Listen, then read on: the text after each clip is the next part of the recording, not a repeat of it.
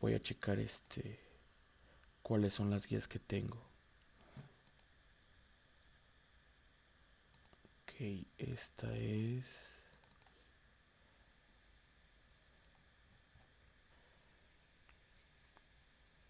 área de ciencias biológicas y la otra debe ser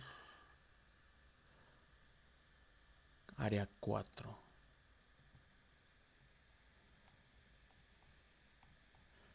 Área 4. Vamos a comenzar con ciencias biológicas.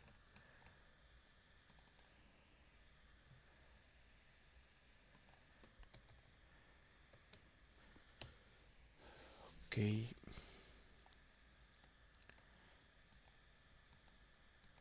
Recuerden, esto no es fácil, es muy fácil. Ok, dice primera pregunta. Pregunta 101. Los historiadores construyen los procesos históricos mediante la... Este es uno de los primeros temas que doy, lo desarrollo a partir de un cuadro y a partir de la definición. ¿Cómo trabaja el historiador? El historiador trabaja haciendo una reconstrucción de hechos. La reconstrucción de hechos se hace a partir de la interpretación de fuentes, así de fácil, de tal manera que buscas esa palabra y qué opción es, opción B, ¿sale? Sin embargo, vamos a revisar todas las opciones. Dice opción A, intervención de los restos materiales antiguos. Eso no lo hace el historiador, eso lo hace el arqueólogo. Opción C, explicación subjetiva de los datos. No, en la ciencia no puede haber nunca una explicación o un análisis subjetivo de los datos.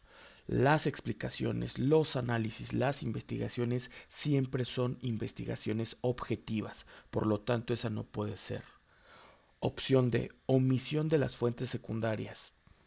Eso no se hace, al contrario, yo les enseño que se utilizan dos tipos de fuentes, las primarias y las secundarias, y las dos son igual de importantes. La única diferencia radica en que las primeras están diseñadas para contar la historia, las segundas no quieren contar la historia, sin embargo lo hacen.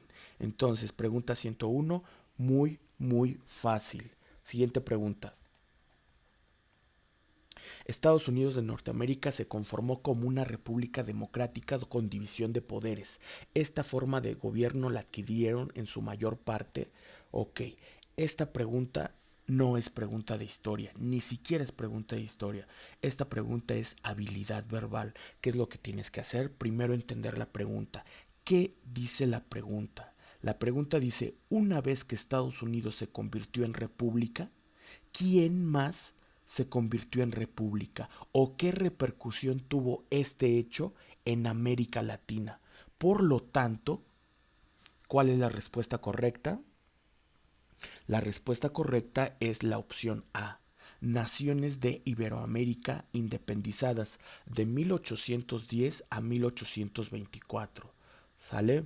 Es decir, una vez que Estados Unidos se convierte en el primer país en crear una constitución en la cual les digo, la constitución comienza con la frase We the people, nosotros el pueblo, cuando comienzan los procesos de independencia en Latinoamérica, que yo pondría 1804 con la revolución de los negros en Haití, 1808 con el golpe de estado del virrey de Iturrigaray y posteriormente ya 1810 en México con Hidalgo y Morelos, en Latinoamérica con Simón Bolívar, José de San Martín, Sucre, O'Higgins. ¿Sale? Por lo tanto, ¿cuál es? Opción A.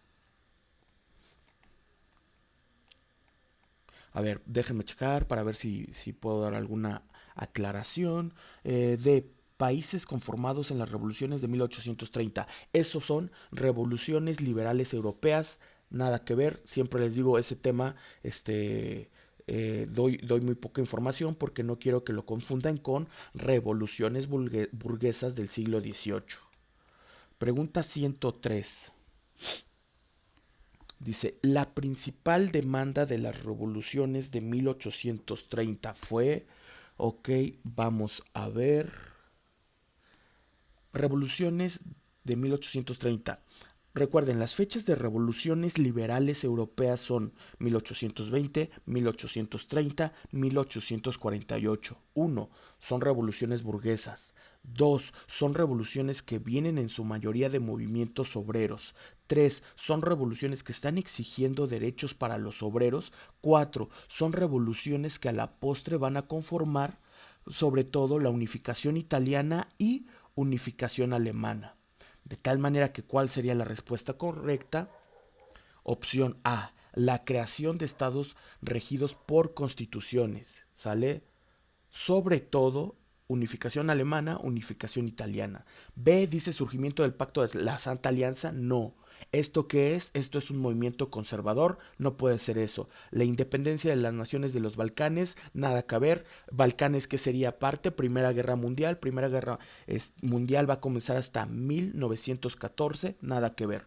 ¿Un cumplimiento de los acuerdos del Congreso de Viena? No, porque la Santa Alianza se crea en el Congreso de Viena y esto también es un congreso conservador. Entonces, chequen cómo con pocos datos con los que ustedes cuenten, pero tengan la información bien definida y bien arraigada, pueden contestar cualquier pregunta. Esta es una pregunta nivel Dios Super Saiyajin, porque es difícil que se recuerden las tres fechas de revoluciones liberales europeas, ¿sale? Sin embargo, teniendo bien claro cuáles son estos conceptos de lo que quieren los conservadores y cuáles son los congresos y las alianzas conservadores, se puede contestar de manera fácil. Ok, a ver, voy a mover esto.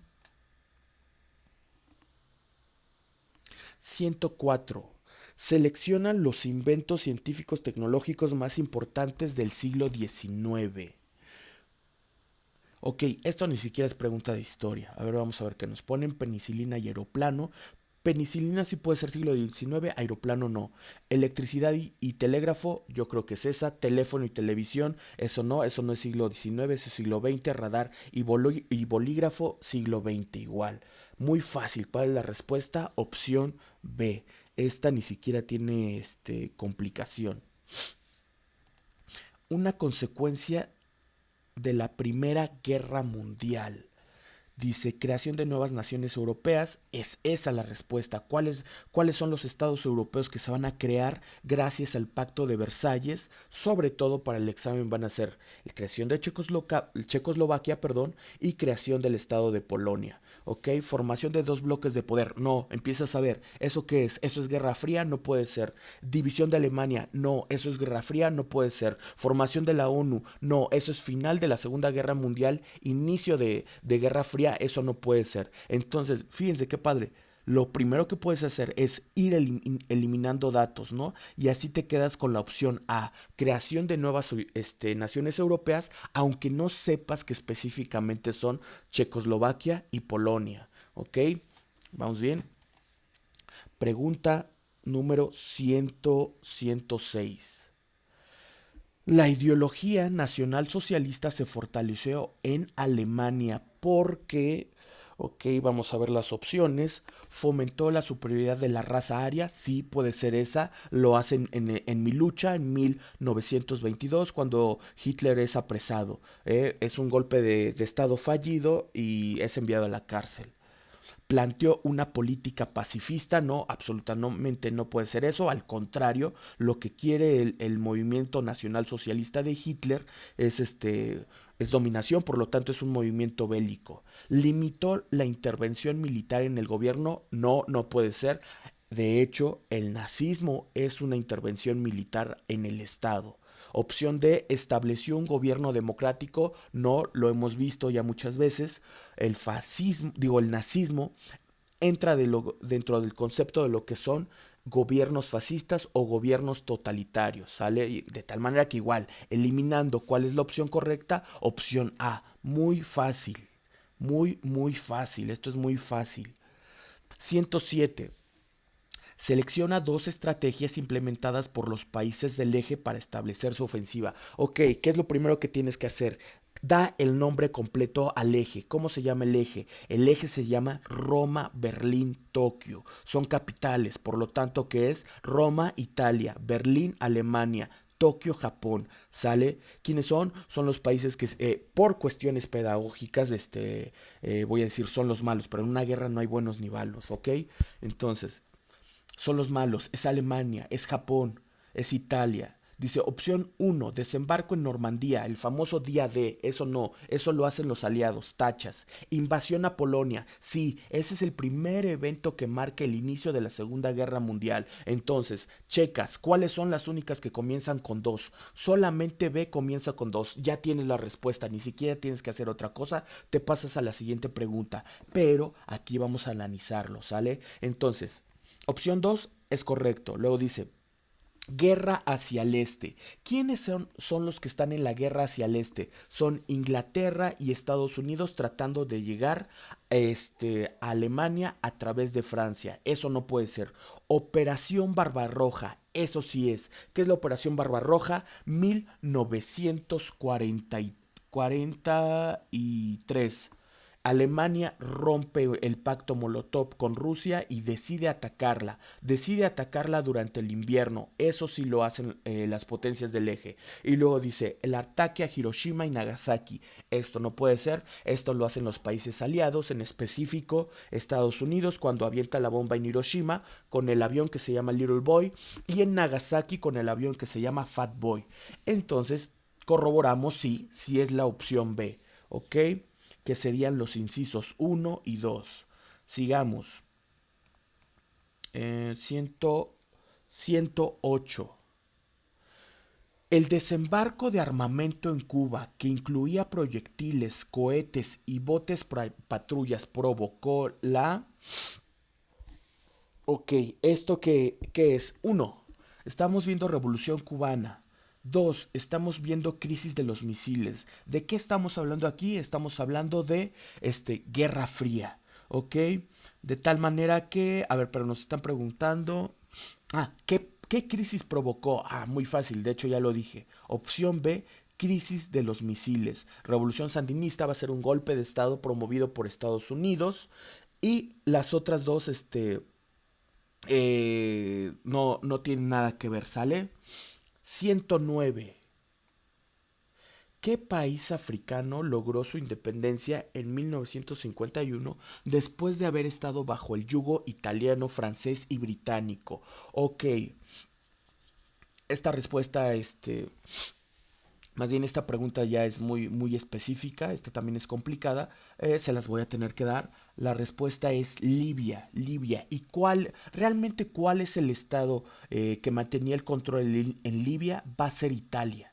Más que Francia o el Imperio Británico, va a ser Italia. Y va a ser en 1951. Se va a encontrar dentro del periodo de que denominamos revoluciones africanas.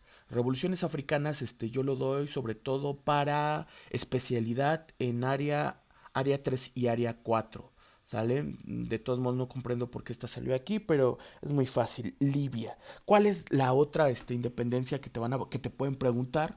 La independencia de Sudáfrica. ¿Sale? La de Sudáfrica que combaten contra el apartheid. El personaje principal va a ser Nelson Mandela. Son independencias que tienen que ver con jóvenes intelectuales que logran estudiar en Inglaterra o en Francia, sobre todo en la Sorbona de París de Francia, que cuando regresan a África comienzan movimientos antirraciales, movimientos de valorización de los grupos étnicos y sobre todo en su mayoría son movimientos pacíficos, completamente distinto a las independencias asiáticas, en donde los países siempre se van a dividir en bloque capitalista y bloque comunista. Por lo general, una parte se van a dividir en una parte norte, una parte sur, y por lo general todos los del norte siempre van a ser comunistas, todos los del sur siempre van a ser capitalistas, ¿sale? Todo esto lo veo con ustedes. Pregunta número 110. Al proceso de interdependencia de la producción y la comercialización en la economía mundial se le conoce como súper fácil. Esto es habilidad verbal. Esto ni siquiera es historia universal. Si te están hablando de interdependencia económica, te están hablando de países que están íntimamente conectados, relacionados, eh, de manera, ay, se me fue la palabra, de manera directa, que lo que le afecta a uno le afecta al otro. ¿Cómo se llama esto? Imperialismo no, es siglo XIX, ¿sale? ¿Qué es lo que siempre les digo en imperialismo? La potencia grande se mancha con la potencia chica. Esto no es neoliberalismo. Me gusta neoliberalismo, pero se refiere a el nuevo capitalismo, ¿sale? Estas dinámicas de consumo, estas dinámicas de comercio en donde el pobre se hace más pobre, el rico se hace más rico. Me gusta, pero no es esa. Inflación. ¿Qué es la inflación? El proceso económico en donde tú le das un valor a tu moneda, pero este valor no es un valor real. Entonces esto nada que ver. ¿Cuál es la respuesta correcta? Globalización. ¿Sale? Es el último tema que vemos. Lo toco súper rápido porque no es la gran complicación. ¿Qué es la globalización? Esa interdependencia económica en donde todos los países están conectados. Si un país sufre de una crisis económica, esta crisis económica le afecta a los demás. ¿Sale? Con esto voy a terminar este video y posteriormente comenzaré con Historia de México.